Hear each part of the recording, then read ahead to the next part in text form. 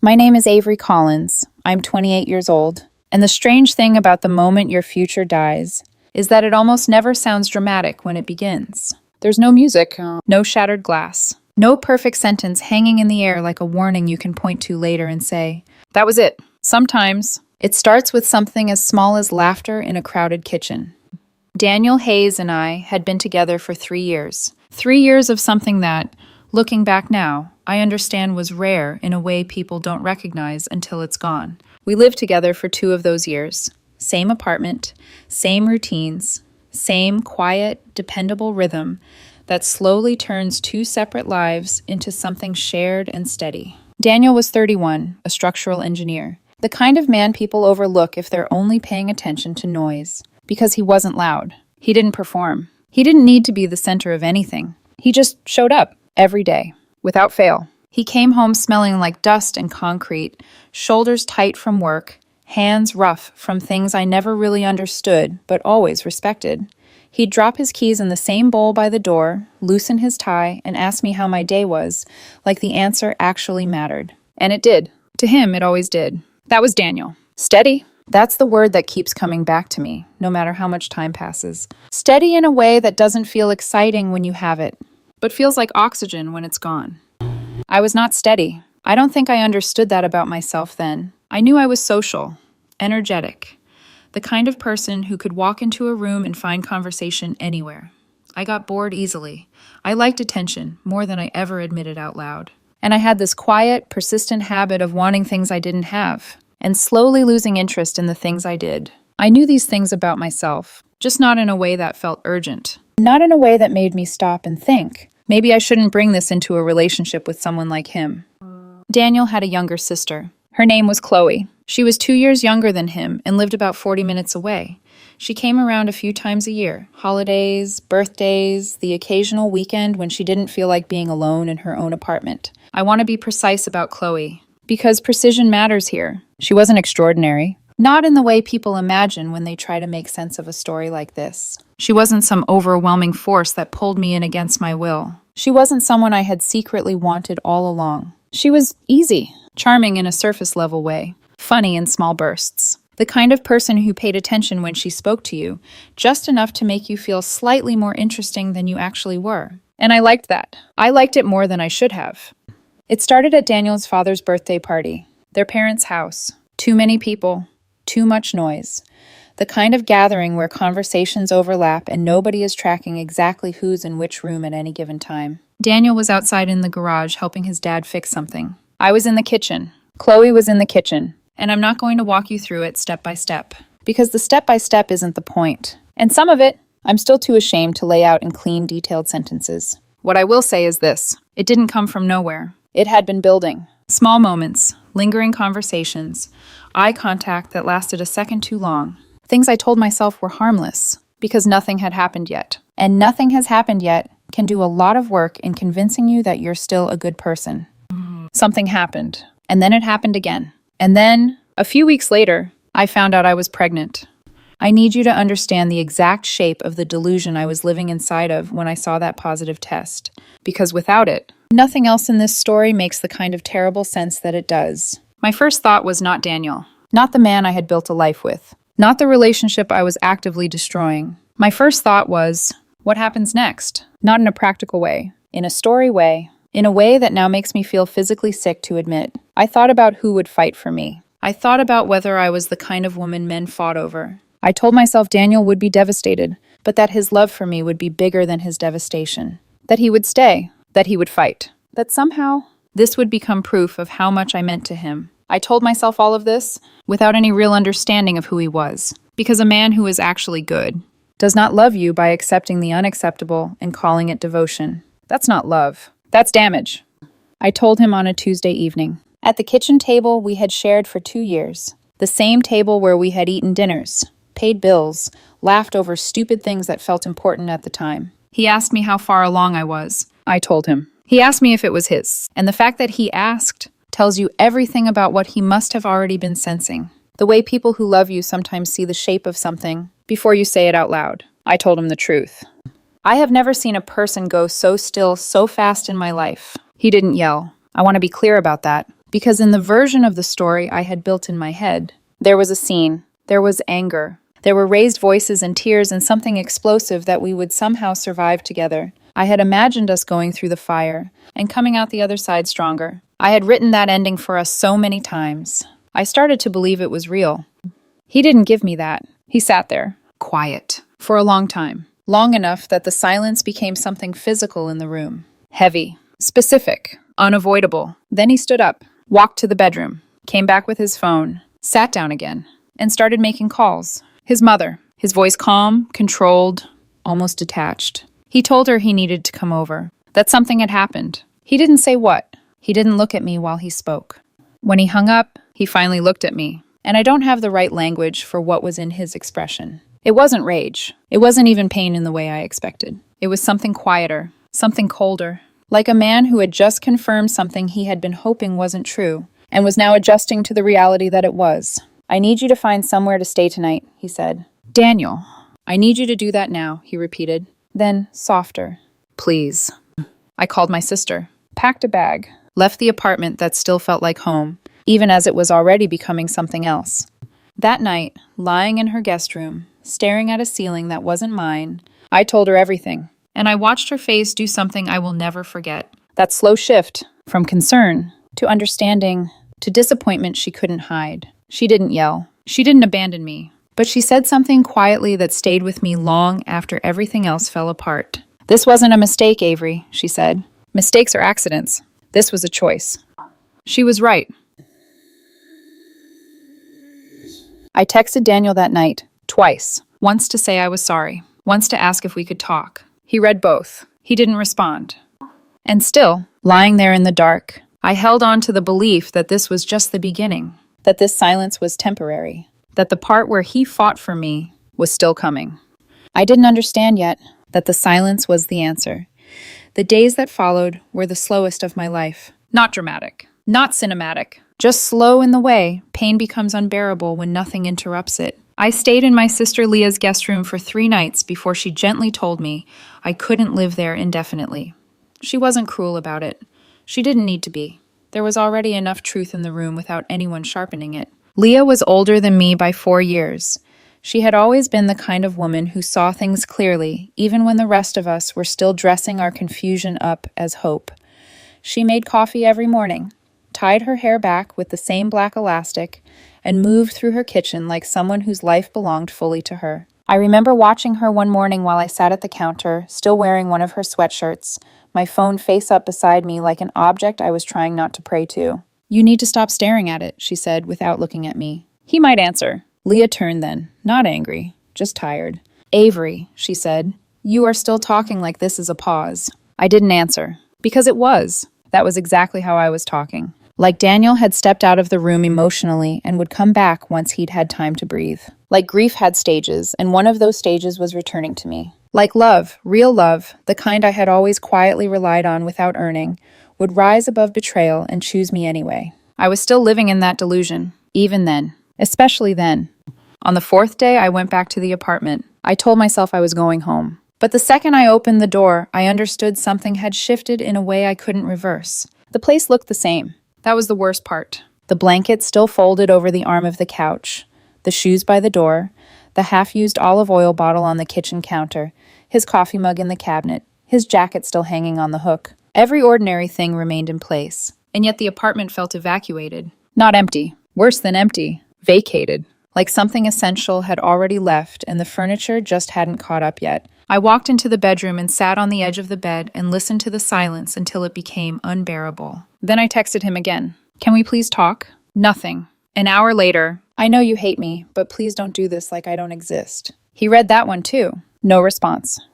That was when I started understanding that silence has texture. It isn't blank. It isn't passive. Silence from someone like Daniel is not confusion. It is decision. That was the part I couldn't accept. Because if he had yelled, I could have met him inside the emotion. If he had insulted me, accused me, broken something, slammed a door, I would have known where to place myself. But his silence gave me nowhere to stand. No role to play. No chance to become the wounded one in the scene I had imagined. He wasn't fighting with me. He was removing himself from me. And that is a very different kind of pain. 2 days later, there was a knock at the door. Not Daniel. His friend Marcus. I had met Marcus dozens of times. Barbecues, football Sundays, random dinners. He was one of those men who always seemed more observant than he let on, and when I opened the door and saw him standing there with an overnight bag in one hand, I knew instantly why he had come. Daniel asked me to get a few things, he said. His voice was neutral, not cold, not warm, just careful. I stepped aside. Bedroom, I said quietly. He nodded and walked past me. I followed him halfway down the hall, then stopped, suddenly aware of how humiliating it was to witness someone else collecting the first pieces of a life that no longer included me. Marcus came back with clothes, a toiletry bag, Daniel's laptop, and a pair of boots. He didn't look around much, didn't linger. At the door, he paused like he wanted to say something. I waited. He didn't. He just gave me a short nod and left. I stood there long after the elevator doors had closed downstairs, staring at the empty patch of hallway where he had been. The lack of drama was becoming unbearable. Every part of me had been built for emotional noise, and Daniel was giving me none. I called Chloe that evening. I don't know why. Maybe because some part of me still believed there was a path through the family. Some explanation, some arrangement of words that could make the situation smaller, more survivable, less grotesque than it actually was. She answered on the fourth ring. Her voice was flat the moment she heard mine. Avery. There was no warmth in it, none of the easy charm that had once felt so flattering. That version of her had vanished completely. I started, then stopped, because I hadn't actually prepared a sentence.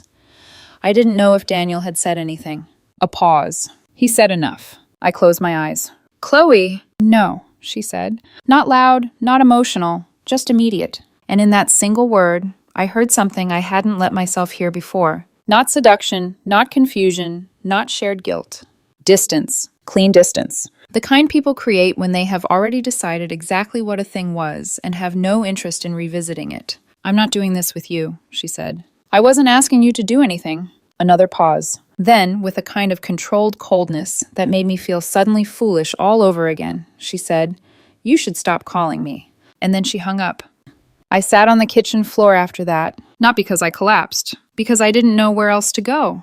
And for the first time, I let myself see the shape of something I had avoided from the beginning. This had never been a love story, not between me and Chloe, not even close. It had been a tension, novelty, mutual selfishness meeting in the dark and calling itself something more interesting than it was. I had built half of fantasies and interactions that, under the pressure of consequence, couldn't survive a single honest phone call. She wasn't waiting for me. She wasn't conflicted. She wasn't thinking about me the way I had thought about myself inside all this. To Chloe, this was a mess, a disgrace, a thing to step away from. And I was in it. That realization should have sobered me sooner than it did. But even then, even after the call, even after Marcus, even after the apartment had started to feel like a museum of my own destruction, part of me was still waiting on Daniel.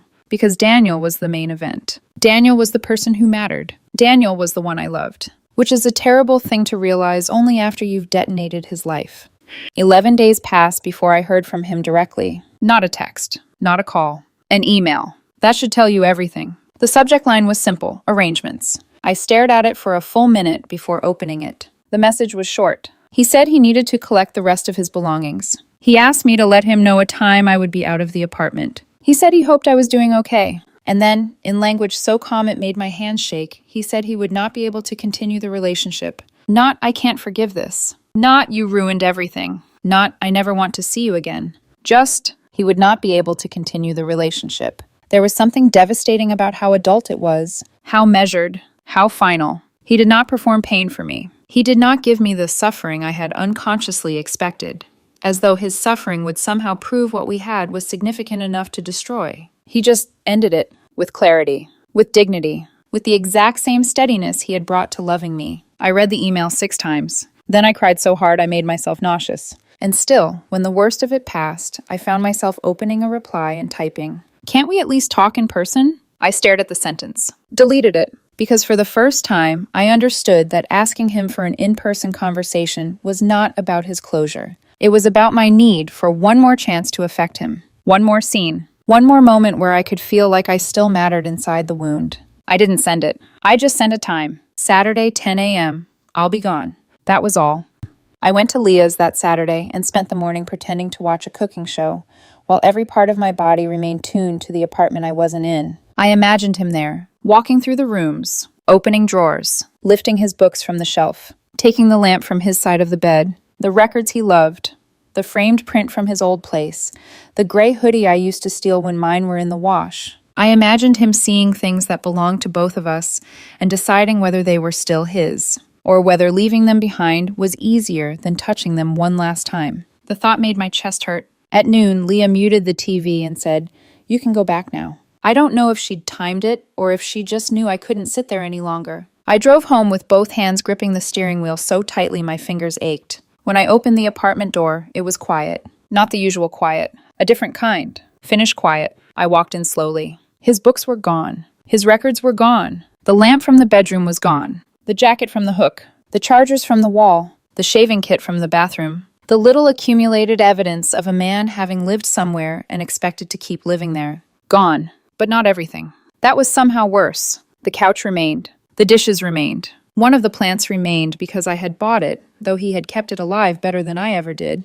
The life looked half erased, like someone had carefully extracted themselves from the center of it and left the shell standing. I stood in the bedroom doorway and looked at the empty space on the nightstand where his lamp had been. That was the thing that broke me. Not because the lamp mattered, because absence finally had a shape. I sat down on the floor beside the bed and cried in a way I hadn't yet allowed myself to cry. No bargaining. No fantasy. No waiting for a text. Just the full, sick weight of what I had done landing all at once. He was gone. Not dramatically. Not with some cinematic ending I could revisit and reinterpret. Just gone. The way a tide leaves. Quietly. Completely. Without asking whether you're ready. Name. That was the first moment I understood something that should have been obvious from the beginning. He had not fought for me. He was never going to fight for me. Because I had given him nothing worth fighting for except his own self-respect. And he had chosen that. He had chosen himself. Which at the time felt unbearable. Now, when I look back on it, feels like the clearest evidence of who he had always been. I went to my first prenatal appointment alone. Leah offered to come, but she had work, and I told her I'd be fine because there is a specific kind of lie women tell when they realize the truth would sound too pathetic out loud. The waiting room was too bright. There was a couple across from me arguing softly over stroller brands on a phone screen. A man in paint-splattered jeans rubbing circles into his wife's back. Someone laughing quietly at the reception desk. The ordinariness of other people's lives felt offensive. When the nurse called my name, I followed her down the hall and answered practical questions in a voice that sounded almost normal. Emergency contact. Medical history. Last cycle. Possible father. That last one was not technically asked in those words, but it hung there anyway in the paperwork and in my body and in everything I had become. I walked out with a folder of information, a blurry printout, and the strange, hollow feeling of having crossed into a future that no longer contained the person I had once assumed would be standing beside me.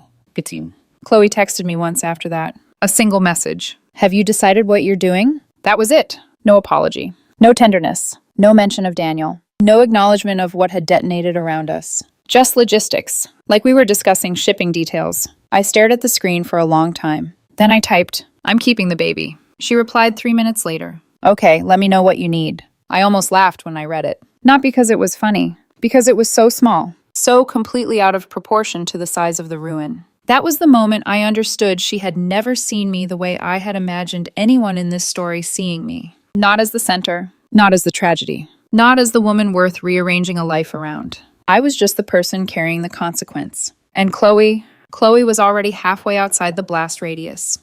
The hardest part of those first weeks was not the shame, though there was plenty of that. It was the collapse of the story I had been telling myself. That story had been keeping me alive. The one where Daniel's silence was temporary. The one where the truth would come out. There would be pain, yes, but then some final confrontation would pull all the real feelings into the room and I would know where I stood. Instead, what I got was paperwork, email, a friend at the door, an empty lamp space, a phone that lit up with nothing. No dramatic rejection. Just removal, which meant I had to face something even worse than being condemned. I had to face being understood, perfectly, and then left. By the end of that month, I knew something with a clarity that made me feel sick every time it rose in me. I was not the woman who had been wronged. I was not the abandoned one. I was the person who had mistaken being loved for being safe from consequences, and the consequences had arrived, quietly, completely, and without asking me a single question. The pregnancy continued. That sounds simple when you say it like that. Like something passive. Like time just moved forward. But there is nothing passive about carrying a life inside you while everything else you built collapses around it. Every week made it more real. Every appointment, every change in my body, every small, undeniable shift pulled me further into a future I had created without understanding what it would cost. I went to most of my appointments alone. Leah came when she could. My mother came once, sat beside me, held my hand during the ultrasound, and didn't say the things she could have said. I told you so. That restraint, small, quiet, almost invisible, felt like mercy. There is a specific kind of kindness people give you when you have done something they cannot defend. They don't comfort you the way they would if you were innocent. But they don't abandon you either. They just stay, carefully. Work didn't stop. That was one of the strangest parts of everything. The world doesn't pause because your life has cracked open. I still woke up, got dressed, went to the office, answered emails, sat in meetings, made decisions that mattered to people who had no idea how completely unqualified I felt to make them. At first, no one said anything. Not about the breakup, not about Daniel. But as my body changed, as the pregnancy became visible, the silence around me shifted. Not hostile, not even judgmental, at least not openly, just aware. People knew something didn't line up. They could feel it in the gaps between what I said and what I didn't. Most of them chose not to ask. I was grateful for that. I wasn't ready to hear my own story out loud in a room full of people who had no reason to be gentle with it. There was one exception. Her name was Marissa. We had worked together for years. Not close friends, but close enough to know the outlines of each other's lives.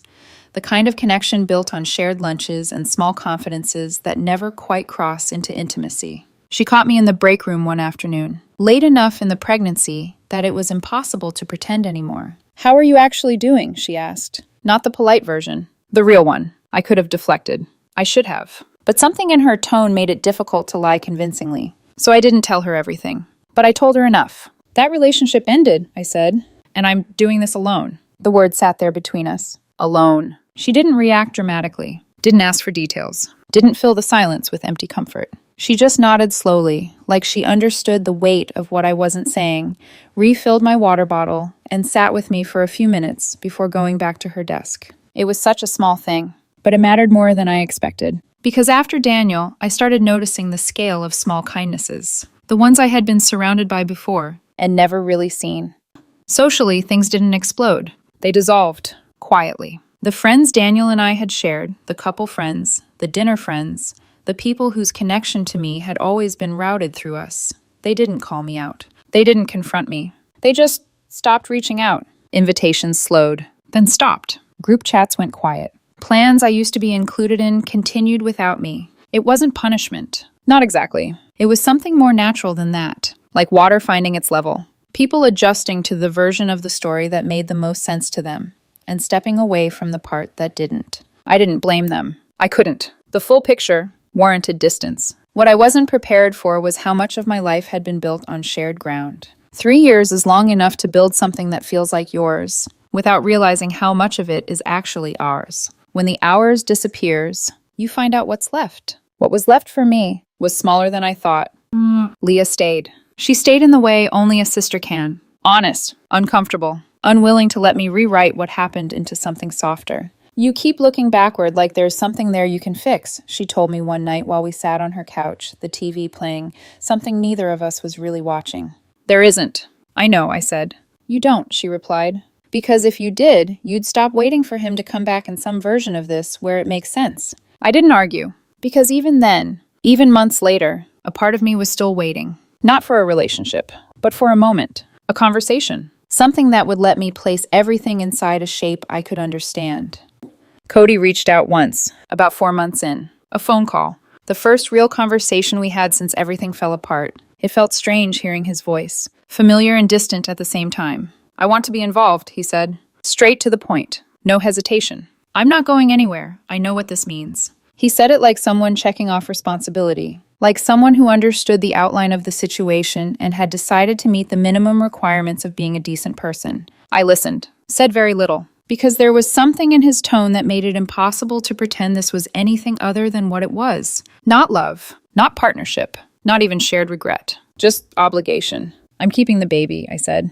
"I figured," he replied. "I'll help whatever you need." I nodded, even though he couldn't see me. Okay. We worked out logistics, appointments, support, future involvement. All of it clean, practical, devoid of anything resembling the intensity I had once, briefly, stupidly, assigned to him in my mind. When the call ended, I sat there for a long time, phone still in my hand, staring at nothing. And for the first time, I saw him clearly. Not as a possibility. Not as an alternative. Not as a person who had disrupted something meaningful. Just as someone who had been there. Available. And willing. That was it. That was the entire foundation of what I had thrown my life away for. Killed. I looked for Daniel online 4 months after the baby was born. I want to be honest about that, because pretending I didn't would just be another version of the same self-deception that got me here. It was 2 a.m. I was exhausted. The baby, my daughter, had finally fallen asleep in the bassinet beside my bed. The apartment was quiet in that fragile way it only is when you're afraid to breathe too loudly and wake something delicate. And I reached for my phone, not to contact him. I knew better than that. Just to see. Just to know. He looked okay. That's the simplest way to say it. Not thriving in some exaggerated, performative way. Not posting cryptic messages or sad songs or anything that suggested he was still living inside what had happened. Just okay. There were pictures. Him hiking somewhere I didn't recognize. Him at a dinner with people I didn't know. A candid shot of him laughing, head tilted slightly back, eyes crinkled in that way I had seen 100 times before. It hit me harder than anything else. Not because he looked happy, but because he looked whole. Like whatever had happened, he had carried it through, processed it, placed it somewhere it belonged, and kept going, without me.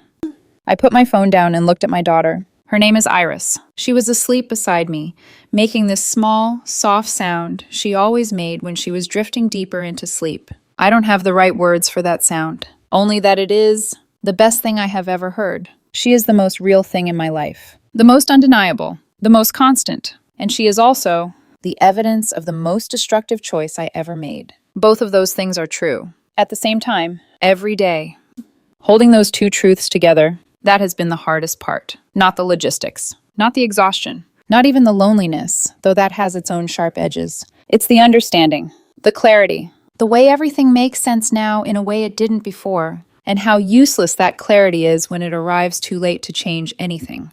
I started therapy, not as a turning point, not as some clean narrative shift where everything begins to improve, just as a necessity, because I needed somewhere to put the truth. All of it, without softening it, without reshaping it into something more flattering. My therapist is very good at what she does, in the specific way of someone who knows how to wait, who listens to the version of the story you tell first, and then waits long enough for the real version to surface underneath it. I gave her versions. At first, careful ones, edited ones. Ones where I sounded more confused than responsible, more lost than reckless. She didn't challenge them directly. She just waited, and eventually the real version came out. Because it always does.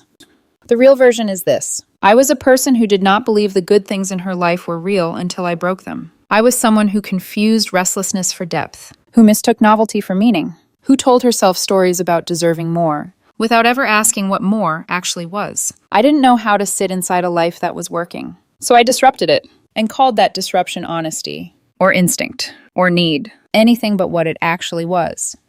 Daniel never reached out. Not when Iris was born, not on my birthday, not on his, not on the holidays that had once included both of us. The silence stayed complete, unbroken, and eventually, I stopped expecting it to break. Cody is present, in the way he said he would be, consistent enough, responsible enough. He sees Iris. He contributes. He does what is required. But there is a distance there that I already know will matter more as she gets older. A kind of absence that isn't physical, but emotional. And sometimes late at night, I think about that. Not with anger, but with a quiet, preemptive grief. The kind you feel when you can already see a future moment where your child asks a question, and you don't have an answer that won't hurt her. Iris is too young to know anything. To her, the world is simple, warm, safe, defined by presence and care and the immediate satisfaction of needs. She doesn't know what created her. She doesn't know what existed before her. She just is. And my job, the one thing I am certain about now, is to make sure she never feels the weight of the choices that brought her here. Some days I think I'm doing that well. Other days, I'm not sure. The hardest loss, though, the one I didn't expect, wasn't Daniel. Not exactly. It was something else. Something harder to name. It was my trust in myself. Because when you make a choice like I did, not impulsively, not accidentally, but repeatedly, consciously, while telling yourself a version of the story that allows you to keep going, you come out the other side with a question you can't easily answer. What else am I capable of misjudging? I don't trust my instincts the way I used to. I don't trust my certainty, because I was certain before. Certain I understood what I wanted. Certain I understood what mattered. Certain I understood the people in my life. And I was wrong about all of it. Rebuilding that trust is slow and unfinished. And some days it feels like trying to build something stable on ground you already know can collapse. But I am building anyway, because I don't have another option. Because Iris deserves something solid, even if I have to learn, piece by piece, how to become it. And because the truth, the real truth, is something I can no longer afford to look away from. There is a version of this story I could tell, one where everything softens at the end, where time passes and the sharp edges dull and the past becomes something I can package neatly into a lesson with a clean conclusion. But that's not the version I'm living. The truth is quieter than that, and heavier. The first thing I lost wasn't Daniel. Not really. It was the version of myself I thought I was. That sounds abstract, but it isn't. Before all of this, I moved through the world with a kind of unexamined confidence. I believed I was someone who was loved. And because of that, I believed, somewhere underneath it, that I was safe. Safe from consequences. Safe from being left. Safe from the possibility that the things I valued most could disappear in a way that was permanent and irreversible. I thought I was the kind of woman people fought for. The kind of woman whose mistakes would be absorbed because she was worth absorbing them. That belief wasn't something I said out loud, but it was there, in the way I moved, in the way I made choices, in the way I didn't take certain risks seriously, because I assumed, without ever testing it, that the structure around me would hold. It didn't, and it shouldn't have. After Daniel, I had to rebuild something from the ground up. Not a relationship, not a life, myself. And when I started looking honestly at the foundation, what I found there wasn't flattering. I found someone who confused wanting more with deserving more. Someone who mistook attention for value. Someone who believed that intensity meant something deeper than it did. I found a woman who didn't know how to sit with stability without questioning it. Who didn't know how to recognize something good without testing it to see if it would break. That kind of self-knowledge doesn't arrive gently. It doesn't feel like growth. It feels like exposure.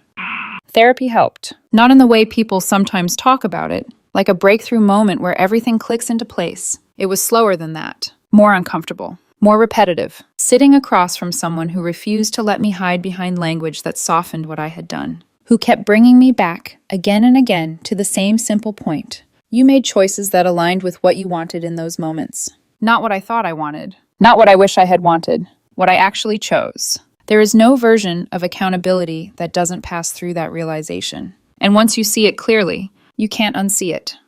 I stopped looking for Daniel after that night. Not because I stopped thinking about him. I didn't. I still don't sometimes. But because I understood something I hadn't been willing to accept before. There was nothing left to find. No hidden message. No delayed reaction. No future version of him that would circle back and give me the conversation I thought I needed. Some people, when they are done in a way that is clean, complete, final. They don't leave doors open. They don't check back in. They don't soften their absence to make it easier for you to live with. Daniel was that kind of person. I knew that about him. I had always known. And I think, if I'm being completely honest, I believe that somehow in my case it would be different. That I would be the exception. That what we had would override who he was. It didn't, and it shouldn't have. That wasn't cruelty. That was self-respect. I understand now that he didn't abandon me. That's the word I used at first. In my head, when I was still trying to reshape the story into something I could survive. But abandonment implies obligation. It implies that someone had a responsibility to stay, and chose not to. Daniel didn't have a responsibility to stay. Not after what I had done. He had a responsibility to himself, and he honored it. Completely. I think about him sometimes in ways that are no longer sharp. More like a memory that has settled into its correct place. Not idealized. Not distorted. Just accurate. He was a good man. Not perfect. Not extraordinary in a way that would draw attention in a room. But good in the ways that matter when the room is empty. The ways that show up over time. The ways that build something real. I didn't know how to value that then. I do now. In the way people learn things. After they've already lost them. Iris is 2 now. She has dark eyes. She laughs easily. She makes that same soft sound when she's falling asleep, though it's changed slightly as she's grown, less fragile, more certain. She doesn't know any of this. Not yet. To her, the world is simple. I am her constant, her center. And everything she understands about safety and love is built from what I give her. There is a kind of weight in that responsibility that I didn't fully understand before her. Not fear. Not exactly. More like awareness. Every decision matters. Every reaction. Every moment where I choose patience over frustration, presence over distraction. Because she is building her understanding of the world from me. And I know intimately what it looks like to misunderstand what matters. I won't give that to her, if I can help it. Cody is still part of her life, in the way we agreed. Predictable. Measured. He shows up. He leaves. There are no complications between us anymore. No tension. No illusions. Just logistics. We are two people connected by something real, without anything else binding us together. It works. For now. There are still moments, late at night usually, when the quiet feels too familiar. When I remember the version of my life that existed before everything changed. The apartment. The routines. Daniel's keys in the bowl by the door. The sound of him moving through the kitchen. The way something so stable could feel so unremarkable at the time. And I sit with that memory differently now. Not with longing. Not with the kind of regret that asks for reversal. Because there is no reversal. Just understanding. If there is anything I would say to someone standing where I once stood, in that space of low, restless dissatisfaction, telling themselves that something is missing, that they deserve more, that the small, charged moments with someone else mean something important, it would be this. Something is already happening, even if you tell yourself it isn't. The story you are building in your head, that's happening. The way your attention is shifting, that's happening. The way you are measuring what you have against something new, that's happening. You don't need a moment. You don't need a line to cross. You are already in motion, and the direction matters. Look at what you have. Actually look at it, not through the filter of what you think you're missing, not through the lens of excitement or novelty or imagined possibility. Look at the real thing. The person who shows up, the person who remembers, the person who builds something with you quietly without needing recognition for it. Because those things, the quiet ones, they don't feel like falling. They don't feel like intensity. They don't feel like the stories we tell ourselves about what love is supposed to look like. But they hold. They last. They are what remain when everything else burns away. The falling feeling ends. It always does. And when it ends, you are left standing in the ordinary light of an ordinary life. And what you have in that light is what you chose. I chose wrong, and I live with that. Not as punishment. Not as something I carry to prove I've learned, but as something true. Something that shaped everything that came after. Right. I have Iris. She is the center of my life. The best part of it. The part that is untouched by what came before her. And I have the memory of a man who loved me well, and left when I made that love impossible to continue. He didn't fight for me. I understand why now. And the understanding is something I will carry with me for the rest of my life.